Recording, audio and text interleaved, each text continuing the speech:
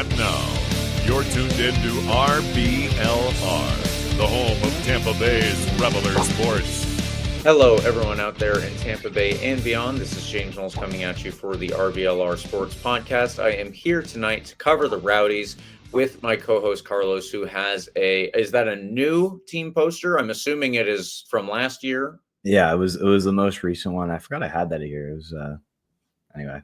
My apartment's terribly messy. Not anymore, but it was there.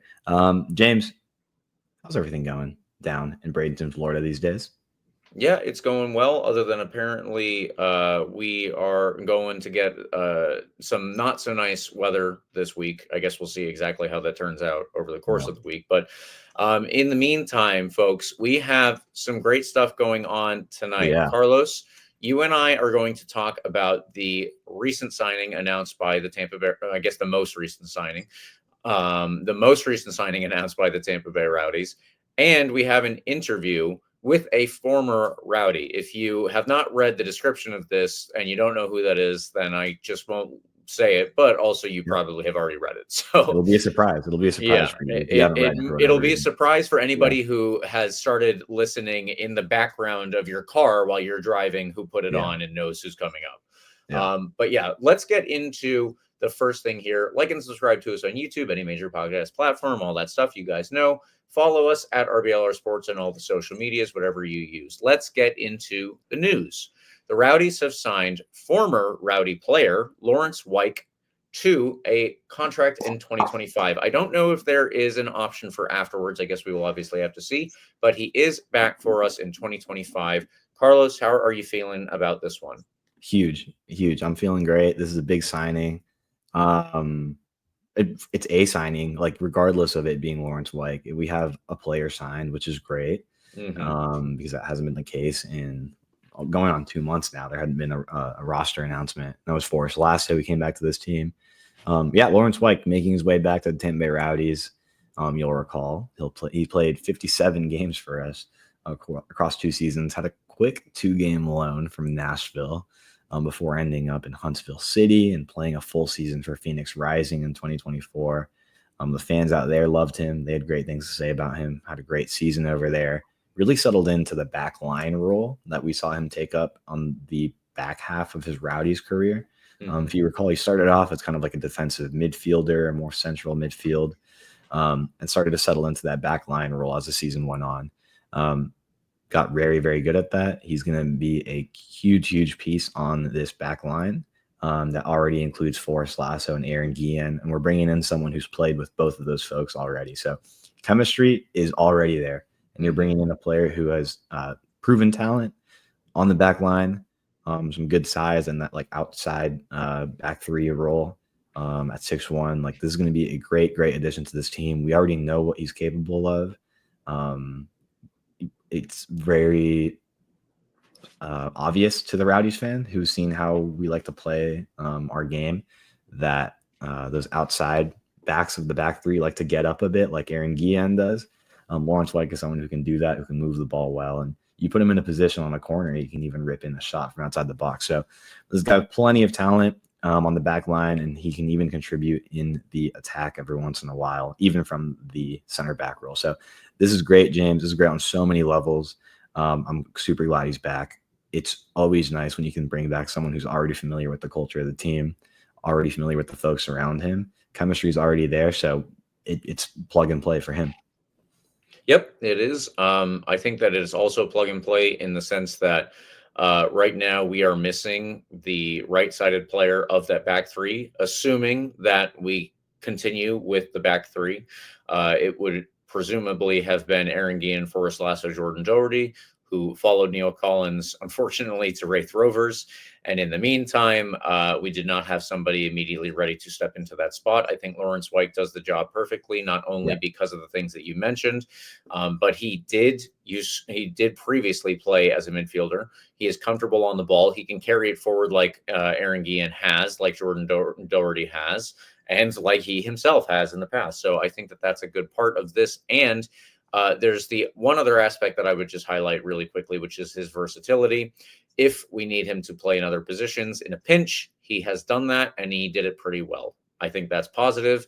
The Rowdies every single season experience some type of emergency with injuries. Some type of crisis happens. Yeah. At least we'll have Lawrence White, who can play a couple of those positions, provided he's not one of them who is actually out injured. So I'm pretty happy with this signing, and I think this is gonna help us a lot. Oh, absolutely. I'm ecstatic. We go out, get a couple depth pieces for the back line now. Go out and get someone who can stop the ball with their hands as a goalie, obviously.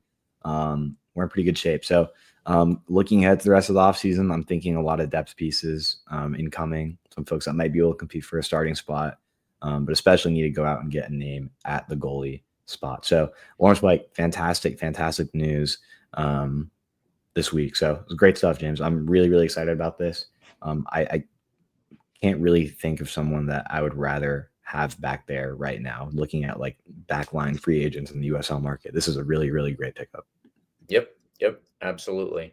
All right. Well, Carlos, do we have anything else with Lawrence White before we get into our interview? Not that comes to the top of my head right now, James. I'm so excited to jump into this interview. It's a great conversation with, like you said, a former Rowdy that you probably already read about in the title of the podcast. So I don't feel bad saying his name. Sebastian Dalgaard coming back, joining us for an interview. It's fantastic stuff. He played his last season in 23. This is a guy who has played over 100 games for the Rowdies. Just a great run with this club. Saw the conference finals, right? The final that never happened against Phoenix. Some of these legendary games against Louisville, like he's been in all of them. Scored a banger against Oakland that still sticks in my head to this day. And is now, James, like we'll talk about in a little bit, is now in the coaching world down at IMG in Bradenton. So he's getting a feel for the coaching world now, and then just a really, really great person to chat with. Yep.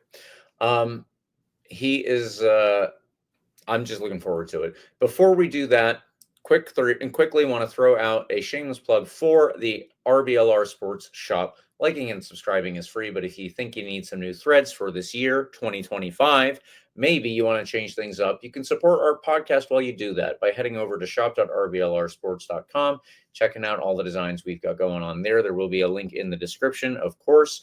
And if you want to use the promo code COYR, you will get 10% off of your order. Why not use that promo code? It's there for you to use it. And here we are, everyone, with our promised former Rowdy, Sebastian Dalgaard. He has joined us tonight, very graciously taking up some of his time away from coaching. Seb, very first question, very simple. How are you doing tonight? I'm doing great, and thank you guys so much for having me on the podcast. I'm super excited for this, so thank you guys. We are obviously always very excited to speak with a Rowdy, former or current. It really doesn't matter. It is always a very good perspective that we are provided. So I will just say, for anyone unfamiliar with Sebastian Dalgaard, he has made over 100 appearances for the Tampa Bay Rowdies, originally from Denmark, moved to the U.S. to play with Oklahoma City, who we hope, fingers crossed, will be back in the USL in the near future. And then ultimately joined the Rowdies, like I said, made over 100 appearances. So, Seb, I don't want to take up too much time with my own interpretation of your history. Like I said before, it'll sound like me reading your transfer market. Let me turn it over to you and give you a little bit of room to tell people exactly what your background is in soccer and how you came to join the Rowdies ultimately.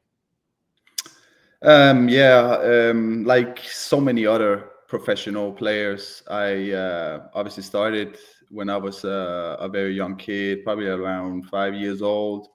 I was lucky enough to have a dad that played professional as well in Denmark, and kind of got into it in that way. But speed it up a little bit. I think when I was 17, I think I signed my first professional contract in Denmark, playing over there in the first division. And I think I played until I was 23 in Denmark, and kind of I always love to travel. I always love to kind of get out and see the world, and get a sense of different cultures and different foods and different visions and all this that you get with traveling. So by the age of 23, I've played so long in Denmark that I felt like I kind of knew almost every referee. I knew all of the stadiums. I knew all of the players. And keep in mind that Denmark is a very, very small country. We are only like 5 million people there, right? It takes like 4 hours to go from one side to the other, which is a big contrast to playing in America. Certainly. So at 23, I was living by myself in Copenhagen and also playing in Copenhagen. And I got a call from one of my agents about this Danish coach that wanted me to come to America and play. The Danish coach was Jimmy Nielsen. And the crazy story was that I read this former professional player called David Nielsen, his biography. I read his book. And in this book, Jimmy Nielsen is heavily mentioned in this book. And it's not for all of the good stuff that everybody would have thought. It's not for bad stuff in any way in that sense. But it was a lot about like a lot of locker room things and stuff. And there was a lot of gambling involved. And there was a lot of craziness involved with the way soccer and the soccer culture in Europe kind of was back in the day, right? He mentioned some of the crazy gang in Wimbledon. I don't know if you guys have heard about them before. Right? Yeah, Vinnie Jones and some of these guys. They are pretty infamous. Very, yes. And so there's a bunch of stories about that. But it was just funny to me because it was like a month before he called me up. I was reading this book and there was so much about Jimmy Nielsen. I obviously knew him from the national team because he was a goalie there for a little bit. But yeah, he called me up and he said, "Hey, how do you feel like coming to America and play some soccer?" And at this point, I don't think I had watched a single MLS game. I didn't really know anything about the landscape of soccer in America. Really, I knew about basketball, football, and all these other more bigger sports at the time. But yeah, so he called me up and asked me to come over, and I packed my bags honestly right away, and I was just so ready for this experience. And I was kind of happy to have another Danish player kind of joining me at the time, Danny Koenig, which is also a very almost a legendary player in the USL at this time. Yeah. So yeah, I went over there. We played 2 years together in OKC. And for me, it was a great experience. It was so different from what I was used to. Like from traveling in Europe, going to Italy, France, and all of these different places, and then coming to a place like Oklahoma City was just such a big culture shock for me. Yeah. Yeah. But also in many good ways, because people were also different and people were very, very like, "Hey, how are you doing? And how is this?" And everybody was always trying to talk to you and kind of, in Europe, we're more like, look, we don't want to talk too much to strangers. I've heard that. We're a little bit more held back, right? So that was something like I really, really liked that. And it's something that has changed me as a person, where I'm also a little bit more outgoing now and kind of like talking a little bit more to people around me and kind of making sure everybody is doing all right. But yeah, I played 2 years there. I think after the second year, I kind of started missing a little bit more of a city community, able to walk around and do a little bit more in the local community and not being so car dependent about everything, because I think that was one of my biggest struggles going to America, was being so car dependent. Sure. But yeah, I got a really good offer from St. Louis FC at the time, before they joined the MLS side, and it was a good experience, but it was also a tough experience for me. I think St. Louis was probably one of the years where I learned the most about myself as a professional player, but also a little bit more about how tough it also can be to play in the USL. Mm-hmm. Like it's a very tough league to play in. I had Preki as the coach. I don't know if you guys know Preki. Yeah, well, probably do. I feel like I mention him to a lot of people, but they don't know who he is. And I felt like he was such a big big time coach at the time because he played for Everton, he played in the Premier League, and he played in. Did he play for the national team? Yes, yeah. He did, right? Yeah. Mm-hmm. So for me, it was a big coach, and he wanted me to come over there, but I just never really felt at home in St. Louis. I think maybe the way they ran the club was a little bit weird to me. I didn't really at any point feel part of what we were doing, like part of a mission. Like what are we even doing? You know? So I played there for a year, and at that time I was kind of ready to go back to Europe again and play a little bit back home, get closer to the family. So I actually moved back in 2018 and played a second division Danish team, kind of fighting for a promotion, going up to the first division. Enjoyed that, but there was still something that I felt like I have improved in America at that time. If you like, I felt like I was a really, really good player for OKC. We made the final, the Western Conference final, and I'm not sure if we were in the East the second year or the West, because we were always on that tip of going either East or West. But we went to the Western semi-final the second year, and there was a good support about everything, and I felt like there was something in OKC. There was like a really good fan group. It was a good run club, and there was a good feeling about it. So when I came to St. Louis, it's just a little bit different, but I just felt like there must be something else. There's a lot of clubs here. There's a lot of cities I haven't seen. I would have loved to go to California and kind of try living over there a little bit, but it never happened. Whatever. So played a year in Denmark, and then I got another offer from the same coach that was the coach in OKC at the time.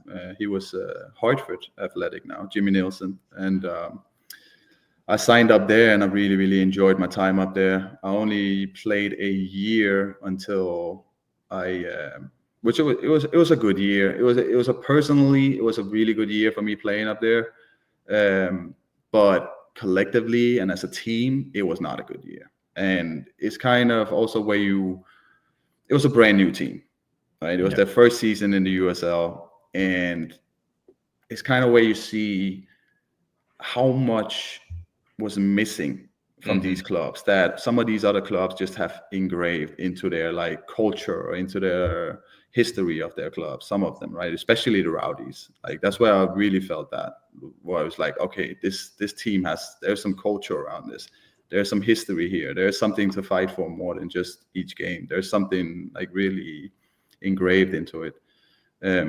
So it was a good year in Hartford. I enjoyed living up there. It was beautiful nature and whatnot. And we were close to New York. We can go to New York. I like visiting different cities and Boston, whatnot.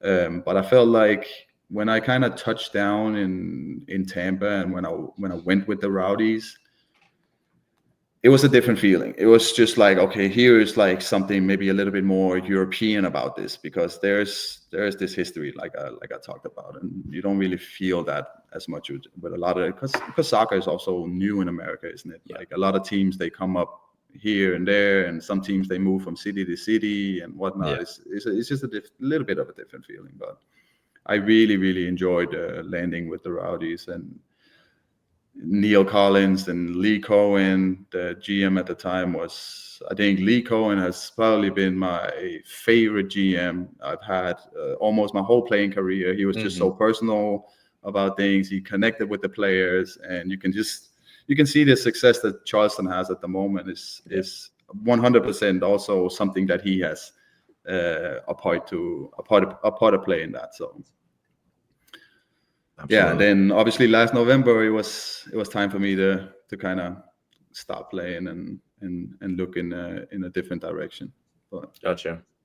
Well, we definitely want to talk about what your post Rowdies career looks like and what the future looks like. And before I turn it over to Carlos, I do have one quick question for you, and then I'll let him get into his thing, because he's got a couple of questions here lined up. But I just wanted to know, you said that you were reading a book that included a lot of passages about Jimmy Nielsen pretty much right before you had ultimately or he had gotten in touch with you.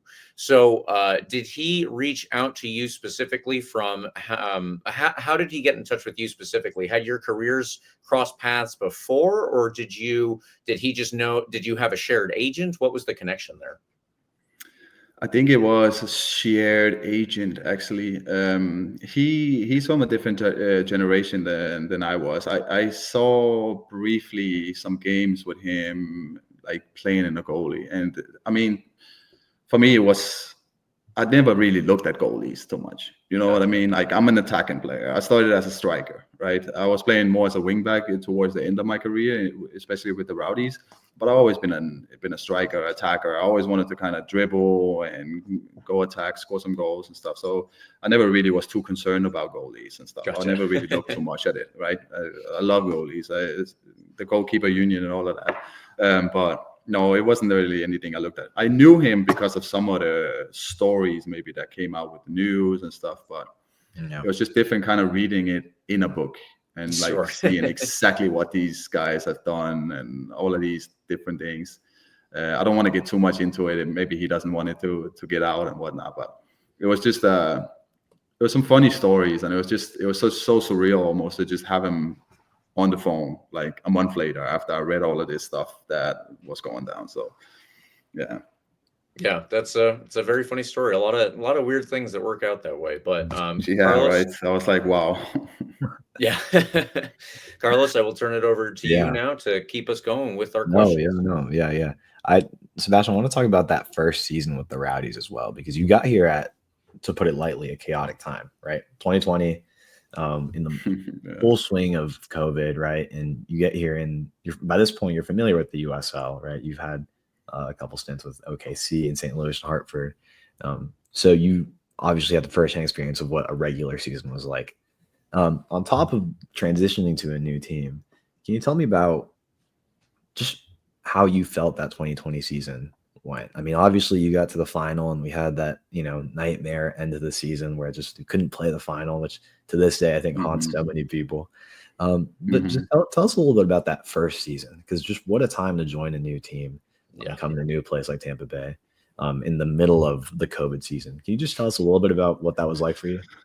Yeah, I mean, it's so hectic, kind of just looking back. I don't really think about it anymore, and all of this COVID and what was going on and stuff. But just now when we're talking about it, it's like there was so much going on, because after I didn't want to continue playing for Hartford, because there were some things with the GMs and kind of the people, the leadership over there, that I felt like was so.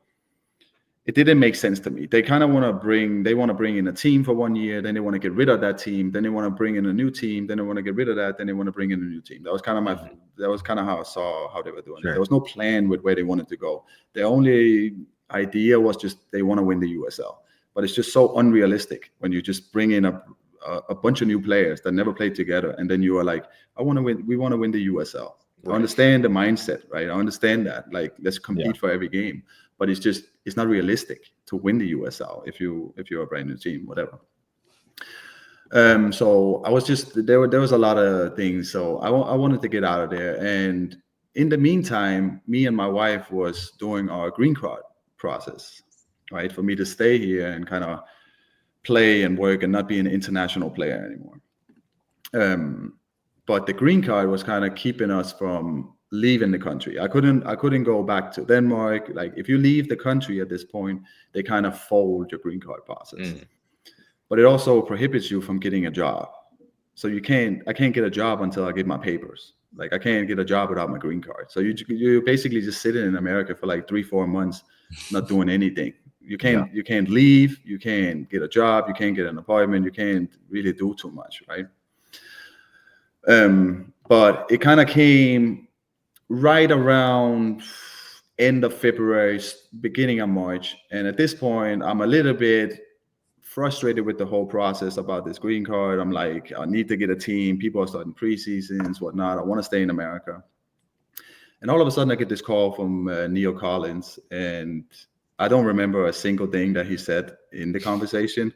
First, because of his Scottish accent over the phone, was just I had no idea what he said. All I could kind of figure out was that he wanted me for the team, and I was just like super happy about this. Obviously, I knew about Neil Collins and who he was. Obviously, also played in the USL, but obviously knew about his history in the game and all that. So super happy about that, and I signed the contract. I get into Tampa. I'm not even sure how many times we practice before everything actually shuts down, and it made it very hard for me to kind of get into the team at first, because now we are, instead of training in big groups, we are training in like groups of 2 and 3, right? It was not a terrible thing to kind of slowly ease your way into a team, like getting to know a couple players at a time, and then a couple players here, a couple players there, but you never really had that feeling of everybody together. Outside of the field, I enjoyed it a lot because we lived 10 minutes from the beach. We were like off for, I don't know how long we were off for, like 2-3 weeks, and it was just biking to the beach, getting workouts in, and it was just paradise for me in some way, right? The sun is always shining, the weather is nice, but it was a very, very weird time for me, because it was so like, what is going to happen? Like, are we going to play the season? I only signed for like 1 year. I was like hoping to come in here and just prove how good I am and kind of get some more on the table. So it was a weird season, but I think with the leadership, like I mentioned earlier, with Lee and Neil, they got the best out of that situation. They got absolutely the best out of that situation. So we were in very, very good hands, and they kind of scheduled our training sessions to be really, really nice, just with all the restrictions and whatnot. So it was a terrible time for obviously everybody, but it was for me personally, it was an okay time for me, honestly, to be by the beach and like kind of train by myself and all that. So yeah. I imagine the stops in Oklahoma City, St. Louis, Hartford, not to be too presumptuous, I can't imagine there was as many great beaches as there are in the St. Clear water. That's what we were saying, right? We were like, imagine being in St. Louis right now. Like we were like, where we were living in St. Louis was, I didn't know anything about St. Louis, so I just got a place somewhere, right? But I couldn't imagine that being so fun, just being sitting in your apartment at that time. Yeah. Obviously, you had these 4 seasons with the Rowdies. 2022, 5 goals, 3 assists, your highest production season, but tons of great games in there. Like I think back to those early 2020s games, obviously continuing now, but you have all these like highlight games, and you think of those games against Louisville, right? So many great memories from these early games, or from these 2020 seasons. My favorite probably being that away conference final in Louisville 2020. That's my favorite memory. Traveled to that one with my dad in the middle of COVID. So worth it. But Sebastian, can you give us, like, I know it might be hard, 4 seasons of Rowdy soccer, 11 goals in the regular season and USL season. That goal against Oakland sticks out in my head. It was June, and I can't remember. It was a June, but I can't remember what year it was. Just outside of the box, bottom of the bar. Might be 21. No, is it? It might be 22, wasn't it? Yeah. No, I can't remember. I don't know. Yeah, you're right. I can't remember either. I can't remember the year, but it was against Oakland, and it was a June game. I remember it like yesterday. One of my favorite goals of your time here. Is there a goal? Is there a moment in the Rowdies that really sticks out to you that you look back on and was like, yeah, that moment was one of the things that really made it worth it playing down here in Tampa Bay with this Rowdy squad? I mean, I scored, like you said, what was it, 11 goals for the Rowdies? It's not really that much, I think, for how many minutes I actually played. But I think my biggest issue, not the issue, but the biggest thing about me was I never really scored tap-ins. You know what I mean? Mm-hmm. I never really scored those easy goals. Sure. I kind of like, that's probably a longer discussion about why I didn't score those, but I used to kind of just, I scored a lot of like bangers and stuff like that when I was in Denmark as well. But I don't know. I just never really, I scored a lot of goals when I was younger as being a striker, kind of running into the box. But I think there was a lot of coaches that kind of like got my game kind of schooling me a little bit different in the way that I play nowadays. But yeah, I mean, the Oakland goal is just, to me, when I watch it back still, I still get a little bit of a goosebumps, you know, and just a little bit of like that feeling of like, wow, that was just, this is why we play the game, you know, like seeing things like that or like doing things like that. We want to see players do more of that. We want to see players dribble and take shots and all of that, right? And that's also the kind of feeling I have whenever I go watch the Rowdies nowadays. It's like the fans, they want to see people like get at people and like dribble and do some high intense actions and put some shots on goal and take some shots. I've scored some good goals. I mean, there's a goal in Atlanta too. It's like a half volley up to the top corner. There's a goal in Loudoun where I wish there was like different camera angles and stuff that could really see the technique. You know what I mean? But I just gotta live with what they had. But no, the Oakland goal to me is special. Also because I start to play on the wing and kind of with my back to the goal and kind of dribble my way in through the middle and take a couple of touches. And just also to some of the other reactions from some of the players, like Jan, for example. Jan is like standing in the middle of the field. Jan is one of my really, really good friends and still is after he still lives here close to me and all that. But he's like standing in the middle of the field and I'm like dribbling in towards him and he's just kind of like walking around. He's not even moving out of my way in some sort of way. He's just like walking around, just looking at me. And we talked about that after, and he was just like, yeah, I know when you're going in that speed, in that mood, I just got to leave you alone and let's let you do your thing, right? And there's like some other funny little interactions or reactions to the goal. But once I let that thing fly, it was just, it's a special moment. And I talked with Neil about that. He was also very, very excited about it. And it's like, I don't think I've seen a goal like this at El Lang. And there was some wild reactions. So I think it will be hard to kind of top that one. I think that was a special. Sure. That is understandable.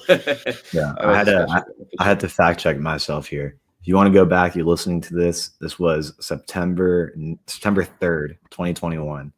If you're thinking, man, you can't remember that exact goal, go back, look at that, do yourself a favor. It was a good game too. Yeah. No, definitely. It was a very, very humid game, I remember. Because I remember my socks were soaked and there's a photo in the locker room of after I scored the goal and I'm doing my celebration with my hand up here. But my socks and my shin guards are literally hanging down by my ankles. Yeah. And I just remember like just looking at that photo looks so mad because it looks like I'm just wearing like tennis socks and no shin guards.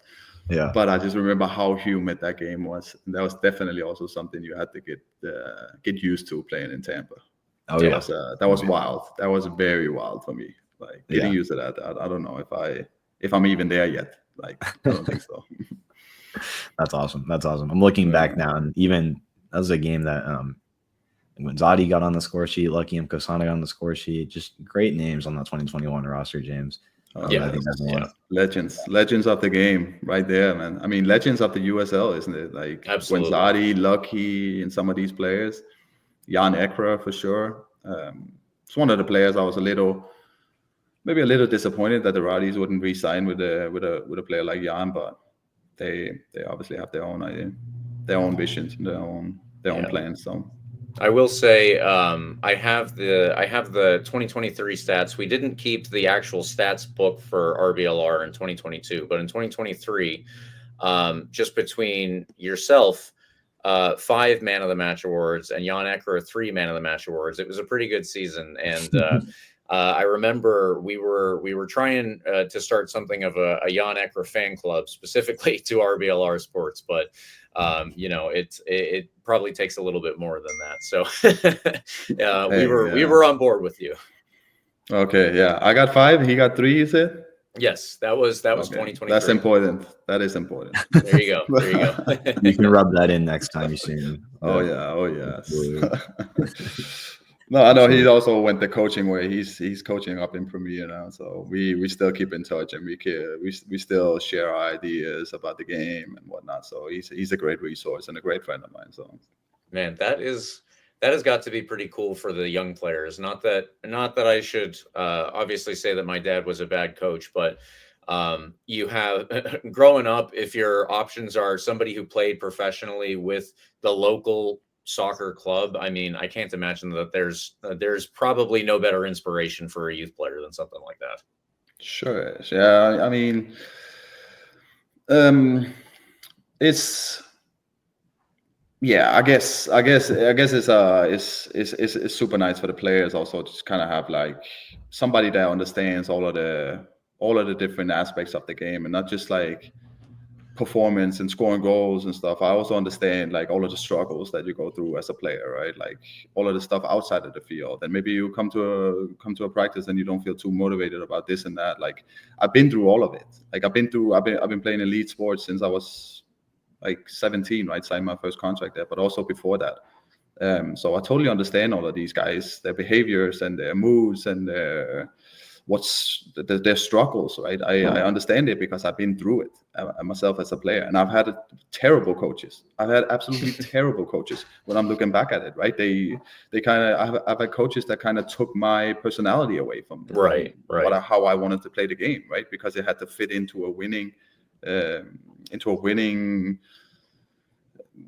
team or whatever. Like it was more about the points, or it's more about saving their ass. It was not so much about my development as a player, right? Yeah. So I totally understand it, and I think it. I don't think necessarily you're a better coach, but because you played, I think you maybe you get that instant respect from the players that you kind of like, okay, this guy knows about it. But I also think that the players will quickly realize if you don't know what you're doing, you don't know what you're doing. Like the players will realize that, right? So going into coaching has been a great experience, but it's a lot of work. It has been so much work, and just I had no idea how much my coaches had to plan and figure out this and that and this and that out before each session. Because as a player, I just show up, I put my shin guards on. Obviously, I'm prepared before going onto the field. But other than that, you just like, okay, there were some good games we played today, or like there were some fun small-sided games, and this drill was a little funny, but I wonder why we did that. But obviously, being a coach now, you kind of understand what they had to go through and all of these thoughts and processes that they had to go through to kind of make us understand the game and play the way that we played. I think that's why we were so successful with the Rowdies, was because we had a coach like Neo that stayed from 8 to 5 every single day, treated it like a proper normal job. It was scouting every opposition we were playing, figuring out how can we hurt them, how can we play well, and it was just so engraved into our brains the way that we wanted to play. And I think that's what the fans also could see, right? They could see that there's a playing style, there's a proper playing style here. We can see exactly what they're trying to do, and I think it's just it makes the game more pleasant to watch, and it gives everybody a little bit more determination to kind of go out there and express yourself a little bit better. I can definitely understand where you're coming from saying that. Carlos, I know you had a couple more questions here, but I just want to do one quick one before I turn it back over to you. Based off of what you said, Seb, that's kind of got my ring going here. And I wanted to ask you, obviously there are a lot of stories about players making a big move, right? And it kind of, sometimes it works, sometimes it doesn't. When you move to a new place, and it might not even be as big a move as, say, moving from Denmark to Oklahoma City, Oklahoma, which is a giant move. But what are the things that you have to get used to so that you can actually play well on the field? I imagine, first of all, it is literally down to weather. Oklahoma City has a very different environment. Florida, of course, has a very different environment. But what are the things that you have to get used to so that you can actually play up to your best level? Possibly getting on with the player, your new teammates, understanding the coach, and getting their playing style. What does all of that look like? Yeah, I mean, it can be scary.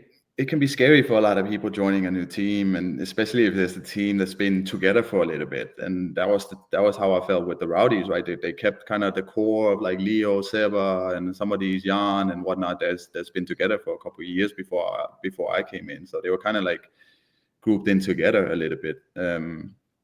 But I think most importantly is just, especially the way that I've seen the game, is when you come into a new team or any new environment, you don't really have to be so. I didn't really seek out all of these connections with players in the beginning. I wasn't like coming over, hey, I'm a good guy, we can be friends or whatever. I kind of just let my work ethic and my personality on the field kind of show who I was, right? I feel like sometimes the best way to get respect in a locker room is to show it on the field. Like if you are giving 110% every time you go on the field, if you're deciding games in practice or you're deciding games in the weekend, you're automatically going to get respect in the locker room. There's just no way about it. And there's so many different personalities in the locker room. Some people, they don't want to say a word, but when they go out on the field, they're very different. And some people, they are so loud in the locker room, and when they get on the field, they don't say anything, right? So there's a lot of different social things going around all the time. Yeah. But for me, it was just the easiest way for me to give respect with all of my peers is to show them how freaking good I am. I'm going to show every single one how freaking good I am on the ball, off the ball, everything that I'm doing. And slowly people are going to be like, wow, okay, you're incredible at this, or you're good at this, or you saved my ass on this play, or you made that run so I could shine, or whatever it is. And I think that's the easiest way to kind of get into a squad at any level. At any level, that's because you're there to kind of you're there to play a game, but you're also there to compete, right? We don't just play the game against ourselves. We don't just practice and whatnot. We got to get out there and kind of compete against some teams. And if you show your teammates that you're ready to battle for them and you're ready to go with them into war or whatever it is, then slowly the respect comes. All of the connections, they're coming, all of the friendships, they're getting built over that. So that was kind of my way of seeing it. Every time I switched to a new team, and I've switched a lot. I played for 7-8 clubs during my career. I played with so many players, and there's so many people that I probably can't even remember if I saw them now, right? I wouldn't even be able to recognize them, or maybe I could recognize the face, but it's like, wow, that's like 10 years ago I played with you at some club. And we might be really, really good friends at the time, but I've met so many people during my playing career. But it was always, when I came in there, I was never the loudspeaker. I was never like, I've never been like some sort of like extrovert in that sense in a locker room. I always be like kind of kept to myself. I listen a lot to what people are saying, kind of figure out who they are. But for me, it was just, I'm going to show them. I'm going to show them how good I am and what type of person I am, because the way that I do it on the field is the way I do it in life in general. Like I work extremely hard for everything that I want to do. So that was kind of my philosophy about all of it. And if that can be a tip for anybody that is going to a new team or whatever, then I think that's the best way to do it. There you go. That's perfect. That's perfect. Yeah, that's really cool. I love hearing about the locker room dynamics, about what that's like just in a new team. That's really cool.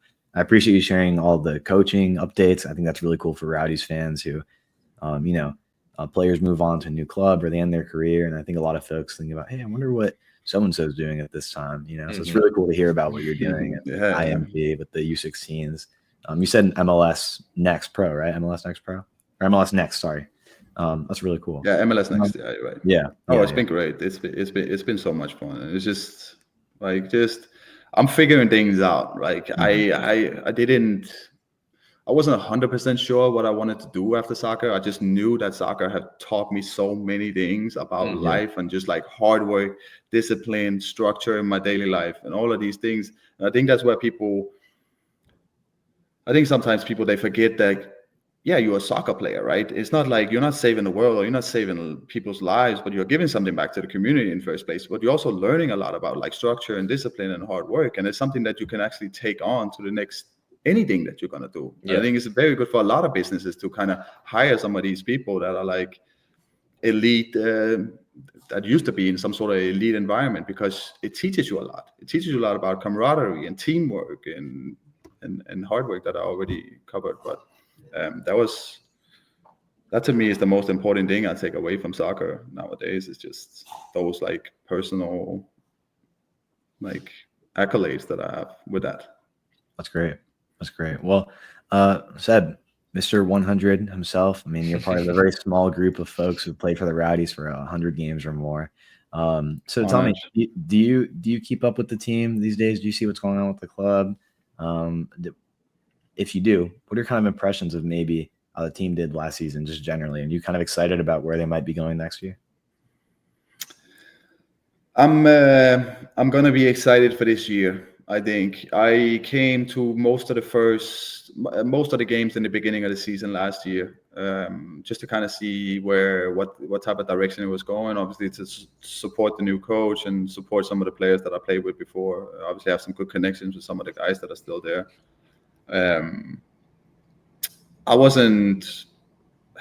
It's always hard sometimes when you're looking from the outside compared to playing the game, right? Because when you're playing the game, it feels like it's 100 miles an hour. But when you're sitting on the side, sometimes you can be like, "Wow, is it really this slow? Or is it really is really how it looks?" Sometimes. Mm-hmm. But I don't think they got better. I don't think they got better last year.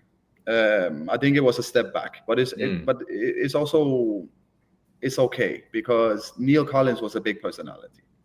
He was a very big personality for the club, for the recruiting, for just the whole energy around the club with the fan base and stuff. I feel like he was people loved him. Right? People really felt that they had a connection with Neil Collins when he was here.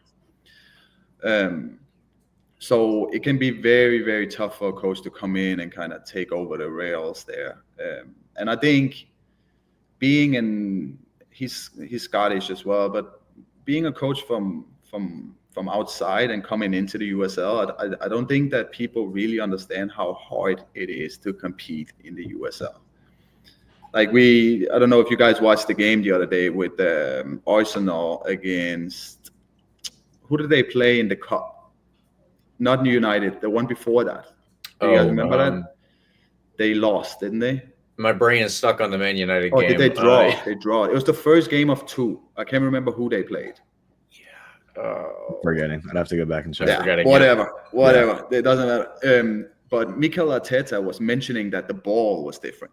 Yes, that's right. You guys got a lot that? of stick for that. Yeah. Right. The ball was different. It flies different. Like when I came to the States and we started playing the USL, they had different balls, different places that we went to play, right? Mm-hmm. All of a sudden you're playing on turf. All of a sudden you're playing on grass. All of a sudden you're playing on grass that is up above your knees or above your ankles, right? All of a sudden you're playing on so many different surfaces all the time. The turf in Detroit is horrendous. It is horrendous. You don't feel like you're playing the same game as you are when you're playing at home.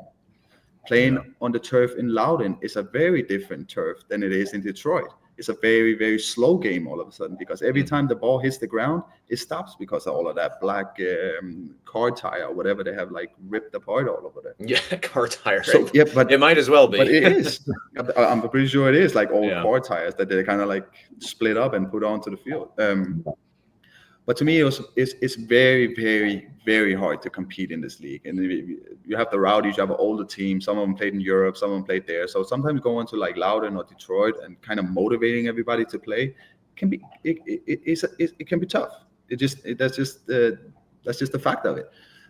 So I think for Robbie kind of to come in the first season and trying to implement some of the things that he wanted to play, I think he had to make a lot of adjustments. I think he had to make a lot of adjustments just by the traveling schedule, playing different surfaces, playing different teams, and it's very physical in the USL in general.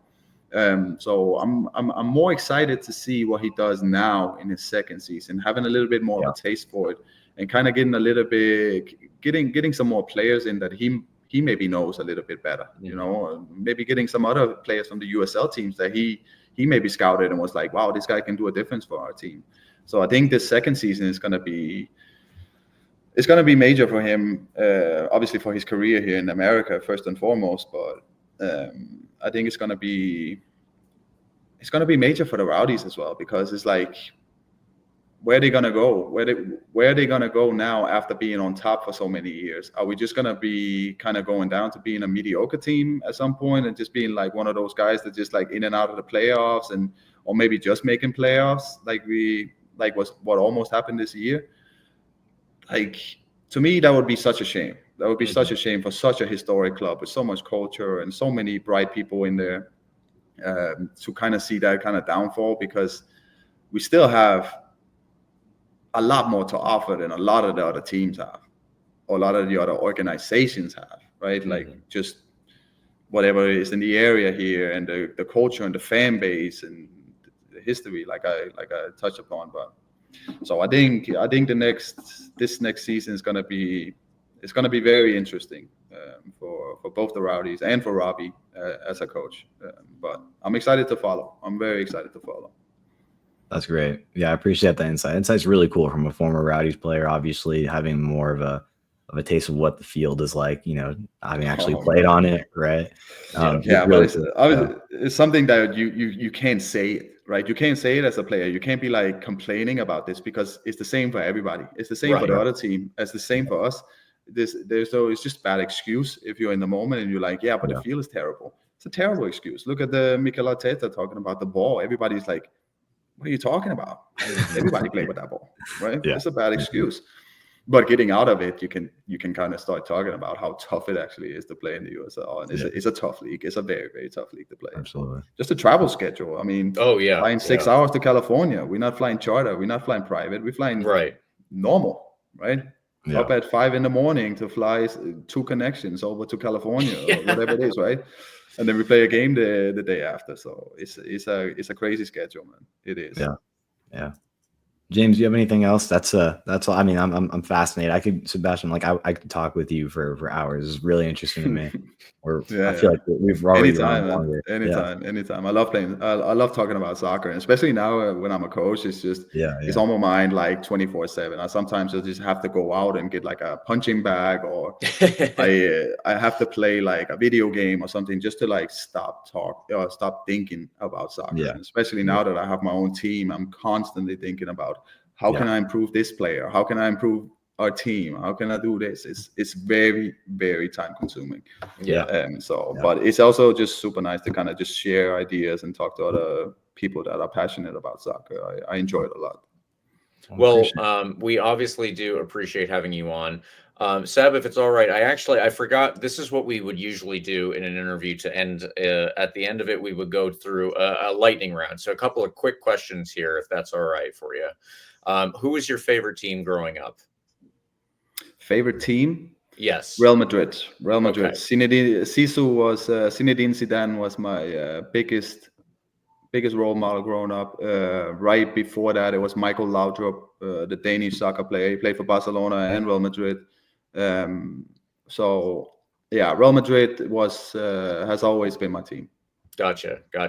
I was going to say, when you said Michael Laudrup, I think it was Brian Laudrup who played for Rangers, but my dad's from Scotland, so we have the Rangers connection there. So legendary the player. Name is still absolutely very famous. Legendary player. Yeah, legendary players, man. And Michael Laudrup was just such a joy to watch, and Brian was the exact same. Like they were just great guys. There was never any problems with them. They were just good guys, and they just showed exactly who they were on the field, like gave everything they had with their dribbling and all that. Just, I don't know, it's so inspiring to watch these guys. Obviously a different time, but big legends of the game.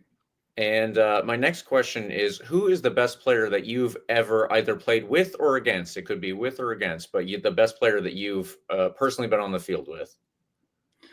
Well, I had the joy of playing with Christian Eriksen, both with and against, because we are from the same city. We're from the same city in Denmark, and we grew up playing youth soccer against each other all the way through the years.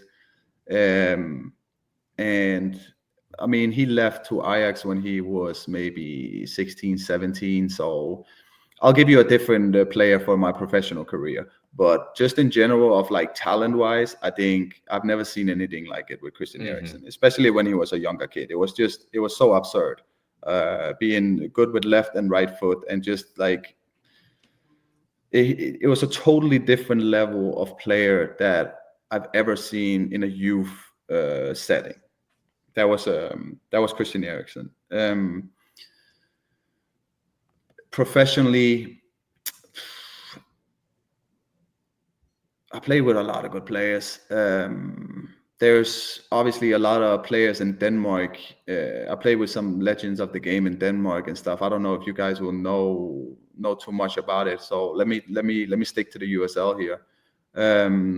I would say probably a guy like Jan Ekra was, to me, probably one of the toughest players to go against in practice because of his physicality. I don't think people really understand how strong this guy was. Like, it's a brick house, right? And he's fast, and he can run with the ball. He can drive with the ball, and he was a smart player. Obviously, also got a really good schooling going, playing in England and playing in France and whatnot. But Jan Ekra was, to me, one of those players where if I'm in trouble, I can give the ball to Jan, and he will sort us out. He will kind of protect the ball and kind of distribute it from there. Obviously, Leo Fernandez was a really, really talented player. I think we didn't see probably his full potential until he got moved up to more of an attacking mid later in his years. He was a fantastic wingback player before that, and made a lot of assists and good goals. But I think when he kind of got brought up a little bit more as an attacking mid, I thought he kind of shined more in that way. But yeah, I think some of the other teams I played for was a lot of new players and different players in that setting. But for those 4 years that I played in the USL with the Rowdies, I think those two players kind of stood out to me. Yeah. But especially Jan, because there was just something about the way that he played the game that I could just relate to it. The way he drove with the ball. That's what I did when I was younger. The way he dribbled with the ball, all of these different things, and we just had a really, really good connection on the field. So, but don't tell him. Okay. We'll keep that on the down low. But like I said, we did have the semi-real Jan Ekra fan club previously at RBLR. So from an outsider's perspective, we understand there. Another guy with 100 appearances, by the way. Yes, you mentioned that as well. Absolutely. I was so sad to see that the club never gave him a proper goodbye. Yeah. I did feel the same way. Yeah. Like, they made all of these tifos for me and for Connor and for some of these other players, and I was so grateful. And it was just the perfect way to kind of like, thank you guys. It's been an honor to play here. And I just felt like there was just a little bit of nobody knew where he was going, and now he's just gone from the team. And it was just, but this guy has put in so much hard work for the team, and it's such a big part of the whole success of the club at this time. So to me, it was just a little bit, but I understand. It's a different leadership there now than it was obviously the majority of the years he played there. So whatever. That's just me being a good friend, I guess. Gotcha. And my last two ones are very quick. I don't know what the food is like in Denmark. I don't know what immigrant communities you have here. I know what it's like here in Florida. So I just wanted to ask, where would you get better food probably on a day-to-day basis, Florida or Denmark? Denmark. Okay. Yeah. Gotcha. I think also because of some of the regulations around food in Europe is a little bit more strict than in America. Gotcha. But we have a very big population of Turkish and Middle Eastern people in general. So we get some of the best food in the world, like Turkish food, like shawarmas, kebabs, and all that. It is just, oh my God, it is just, that's something that I miss the most, because there's a couple of places here and there that kind of make it, but to me, I don't know if it's this. It just never really felt the same. And every time I go home, that's one of the first restaurants I go to. It's like a kebab or a shawarma or something like that, where you can just really get those. It's such a different flavor and spice than anything else, right? Like, it's just it hits really, really good. But in general, I don't know if you guys would like Danish food. I don't think anybody would really. A lot of like fish and stuff like that. So gotcha. I don't know. Yeah. All right, my last one then is, what is your cheat day food when you were working out and making sure that your diet was regulated up to the team? What did you go for when you had a cheat day? Yeah, there's so many options here in America, isn't it? Are you talking about in America or are you talking about in Denmark? Whatever's your favorite. If it is kebab, then that's your favorite. Yeah, I actually think it was kebabs in Denmark. It was like that would be my cheat day, like just going down there, because they are also a little bit fatty and stuff. But I think in America we just like all that stuff, like the wings, the burgers and stuff. We sometimes just order all of it, and it's so good, and I love it because it's like, they know how to make that stuff over here, and you just can't get it the right way anywhere else, really. Like you go to Denmark and trying to get wings, or you're trying to get like something like some of that fast food stuff. It's so like skinny, fat free, this and that. Like, come on, give us the real deal. So that's anything like that. I'm all about it sometimes. Yeah, but I gotta be careful with those nowadays. Now I'm not playing anymore. So it catches not up as with many you quickly. anymore. It sure does. But yeah, thanks, Seb. I think that will do it for all of our questions. Carlos and I are super happy to have you on, and we'll absolutely have you back anytime that you will join us, and we can get more into your coaching career, your philosophy there, and all that stuff. But super, super appreciative that you were able to join us. Thank you so much. Definitely. And if anything, we can have another talk maybe halfway through the season, and we can kind of talk about how things are going with the new with Robbie in general, or the squad and all of that. That could be interesting. I'm going to write that down. I'm going to write that down on our doc so that we can revisit that. That could be great. That could be fun. Appreciate it, Seb. Thank you so much. Thank you guys so much. Thank you. Well, Carlos, now that we are out of the interview, I believe that was one of the better ones that we probably had with a former Rowdy. That's great, James. I mean, this was a good chat. It's great to hear the perspective on the team, like among the various things we talked about, right? Coaching career, his time with the Rowdies, his time in the USL, his career, took him from Denmark to the United States, just everything he had to talk about. I think one of the coolest things to talk about is the current Rowdies, the present Rowdies, and what that looks like to a former Rowdy, right? A recent former Rowdy in his case, who just finished his playing career just over a year ago, just 2 years ago now. It's really, really cool to have someone who can kind of speak a bit more freely now that he's out of the game in the player sense, and talk about the club and where they're at now. So I'm really, really excited. He's already teasing this potential reconnection on the pod halfway through the season. We'll set up a time to chat with him and see how the team's looking at that point. We'll catch up on his coaching career at that point, see if he's won any cups to talk about. But yeah, great conversation with Sebastian Dalgaard. Truly a silent killer on the field that apparently can give a good conversation on the podcast, James. Yep, and that's not always the case. So I am so overjoyed that Sebastian Dalgaard was not the example of that. He came on and he had a great answer for everything, and not that it's usually been a bad interview to have any of the former Rowdies on that we have spoken with, but you always, when you haven't spoken with somebody in this type of format, you're not sure exactly how forthcoming they're going to be, and he was as forthcoming as you can get, probably. Absolutely. So we appreciate that, and we appreciate him coming on.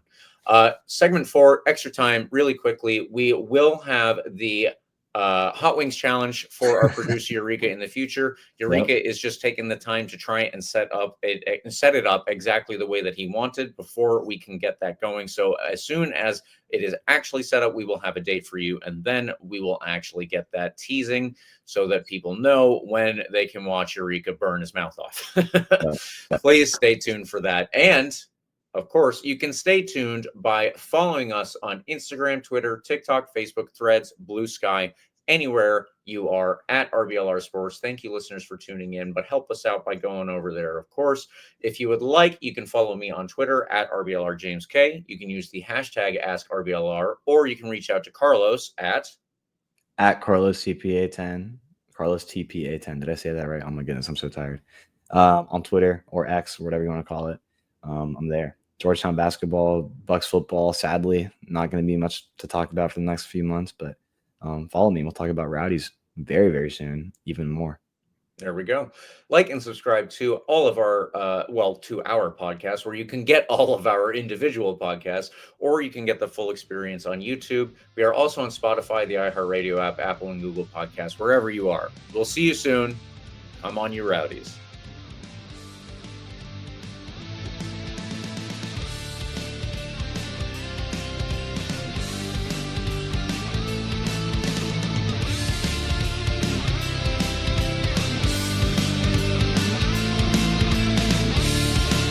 Thank you for tuning into this presentation by RBLR Sports. On your way out of the stadium, Please remember to like and subscribe.